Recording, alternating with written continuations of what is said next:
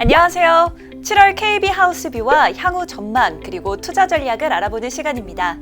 오늘도 금융시장 동향을 자세히 설명해 주실 최철호 차장님께서 나와 계십니다. 안녕하세요. 안녕하세요. KB국민은행 WM 투자솔루션부 최철호 차장입니다. 네, 차장님, 본격적인 여름이 시작됐습니다. 무더운 날씨가 연일 이어지고 있는데 잘 지내고 계셨나요? 네, 더운 날씨가 시작되면서 벌써부터 밤에도 더위 때문에 깊은 잠을 자지 못하는 날이 있지만 그래도 잘 지내고 있습니다. 그리고 곧 본격적인 장마가 시작될 것 같은데 비로 인해서 큰 피해가 없길 바라고 있습니다. 네, 맞습니다. 작년에도 폭우가 내리면서 많은 피해가 발생하곤 했는데요. 올해는 그러한 일이 없길 바라겠습니다. 그럼 지금부터 글로벌 증시의 동향을 살펴보겠습니다. 차장님, 지난 6월 증시는 어떻게 전개됐을까요?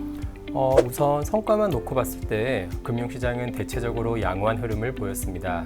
하지만 최근 들어 통화 긴축에 대한 우려가 다시 높아지면서 증시의 조정 가능성이 확대되고 있는 상황인데요. 통화 긴축 우려가 고조된 배경을 말씀드리면 지난달 주목해야 할 이벤트로 알려드렸던 주요국 통화정책회의에서 예상보다 더 매파적인 스탠스가 확인되었기 때문입니다. 먼저 유럽중앙은행은 지난 6월 통화정책회의를 통해 작년 7월부터 8차례 연속 금리 인상을 결정했습니다.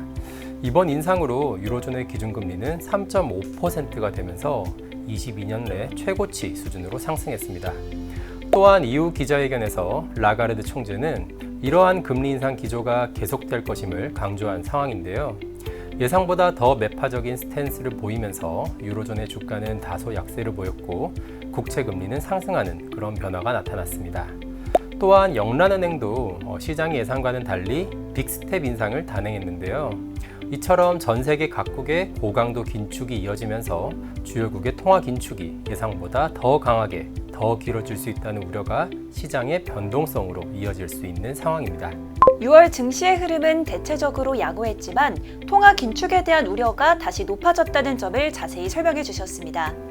그리고 앞서 유럽중앙은행과 영란은행의 금리 결정에 대해 설명해 주셨는데요. 지난 6월에는 FOMC도 있었죠. 미 연준의 스탠스와 회의 결과에 대해서도 설명해 주실 수 있을까요? 유럽중앙은행과 영란은행이 금리 인상을 결정했던 것과 달리 연준은 지난 6월 FOMC를 통해 약 15개월 만에 금리를 동결했습니다. 하지만 이번 금리 동결이 금리 인상의 마무리를 의미하는 것이 아니라는 메시지를 강력히 시사했는데요.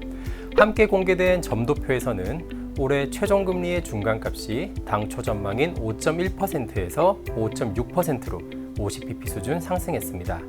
이는 현재의 정책금리에서 약 2회 수준의 추가 금리 인상 가능성이 있다는 것을 의미하는데 실제로 파월 의장은 이후 의회 보고를 통해서 연내 추가 인상의 필요성을 역설하면서 강한 긴축 기조를 이어갈 것을 밝혔습니다. 따라서 연준의 이번 금리 동결을 긴축 종료나 완화 전환 기대를 가지는 것에 대해서는 여전히 경계할 필요가 있겠습니다. 연준의 매파적 스탠스가 여전하다는 점에 대해 잘 들어봤습니다. 아직은 통화 긴축이 이어질 가능성이 높다는 점 잘 기억하겠습니다. 차장님, 그럼 이제 7월 KB 하우스뷰에 대해 설명해 주실까요? 7월 KB 하우스뷰는 눈에 띄는 특별한 변화 없이 대부분 자산군이 기존 전망을 유지하는 가운데 국내 채권 자산군에 대한 투자 매력도가 변화되었습니다. 국내 채권 자산군의 단기 매력도가 5점 척도를 기준으로 3점에서 4점으로 한 단계 상향되었는데요. 주요국의 통화 긴축이 아직 이어지고 있지만 한은의 긴축 동조화 가능성은 아직 제한적으로 보고 있기 때문입니다. 따라서 주요국의 긴축 우려로 금리가 상승하면 채권 자산군에 대한 비중 확대의 기회로 활용할 수 있다는 판단입니다.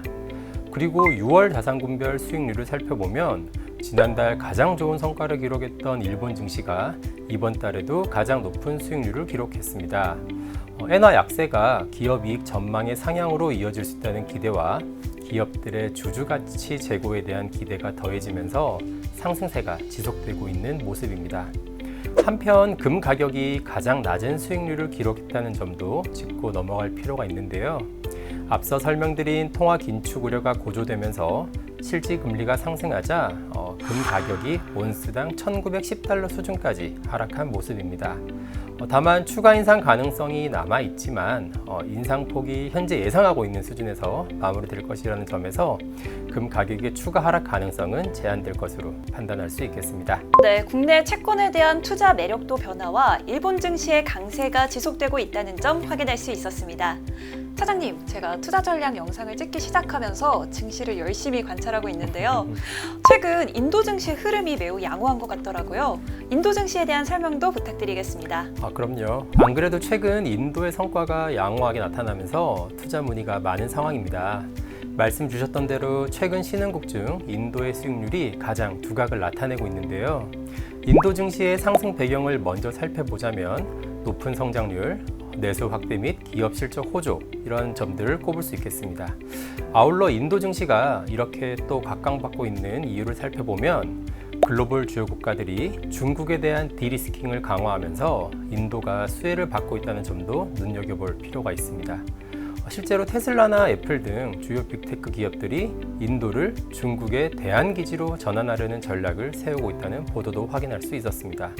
또 올해 들어 인도의 인구수가 중국을 추월하면서 내수 기반이 더욱 공고해진 점도 성장과 기업 실적 개선에 유리한 환경으로 이어지고 있습니다.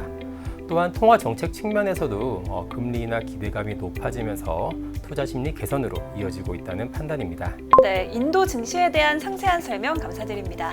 다음으로는 7월 시장 전반과 투자 전략에 대해 살펴볼 시간입니다. 7월 증시의 흐름과 대응 전략에 대해 자세한 설명 부탁드립니다. 네, 우선 통화 긴축에 대한 우려가 높아졌다는 점에서 단기 조정 가능성을 열어두어야 할 것 같습니다. 주요국의 통화 긴축이 예상보다 더 강하게 더 오래 이어질 수 있다는 우려는 최근 상승세가 가팔랐던 국가의 지수나 업종을 중심으로 차익 매물이 출회될 수 있습니다. 또한 이러한 고금리 환경이 지속될 수 있다는 점은 경기에 대한 불안 확대로 이어질 수 있는 상황인데요. 고금리의 여파가 주요 경제 지표의 둔화로 나타나는지 함께 관찰할 필요가 있겠습니다. 투자 전략 측면에서는 성장주에 대한 조정을 비중 확대로 활용할 필요가 있다는 판단입니다.